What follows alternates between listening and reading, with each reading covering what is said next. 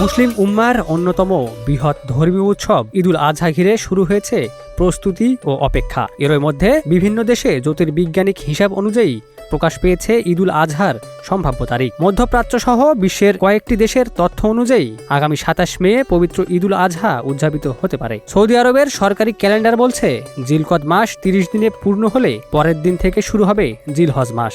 সেই হিসেবে জিলহজের ১০ তারিখ অর্থাৎ ২৭ মে পালিত হতে পারে কুরবানির ঈদ। একই ধরনের পূর্বাভাস দিয়েছেন পাকিস্তানের জ্যোতির্বিজ্ঞানীরাও। তাদের মতে চাঁদ দেখার পরিস্থিতি অনুকূলে থাকলে দেশটিতেও ২৭ মে উদযাপনের সম্ভাবনা রয়েছে। অন্যদিকে সংযুক্ত আরব আমিরাত জানিয়েছে ২৬ মে পালিত হতে পারে আরাফাতের দিন এবং পরদিন অর্থাৎ ২৭ মে হতে পারে ঈদুল আজহা। এদিকে ইউরোপ ও যুক্তরাজ্যের মুসলিম সম্প্রদায়ের মধ্যেও চলছে প্রস্তুতি। সেখানে চাঁদ দেখার উপর নির্ভর করে ২৭ অথবা ২৮ মে ঈদ উদযাপনের সম্ভাবনার কথা বলা হচ্ছে। আর বাংলাদেশেও শুরু হয়েছে ঈদ কেন্দ্রিক নানা প্রস্তুতি। সড়ক ব্যবস্থাপনা, পশুর হাট, নিরাপত্তা এবং ঘরমুখ মানুষের যাত্রা নির্বিঘ্ন রাখতে নেওয়া হচ্ছে বিভিন্ন উদ্যোগ। বাংলাদেশে সাধারণত মধ্যপ্রাচ্যের একদিন পর ঈদ উদযাপন করা হয়।